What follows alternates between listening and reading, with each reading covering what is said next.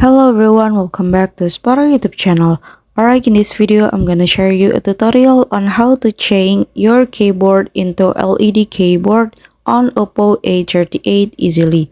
Okay, for changing the keyboard into LED keyboard, we have to use additional application.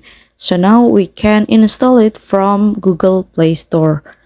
So here you can search for LED keyboard lighting, and I will choose the application of this one. And if you don't have this application, you can install it. And if you have it, now we can go to settings menu first. Okay, we can click and then you can scroll down till the bottom and you can go to additional settings. So here now you can go to keyboard and input method and go to manage keyboard. So here you can activate the LED keyboard.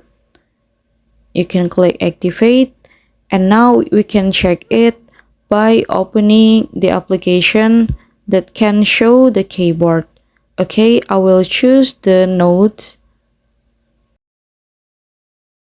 And then in the bottom of the page, you can see the icon or the small icon of keyboard.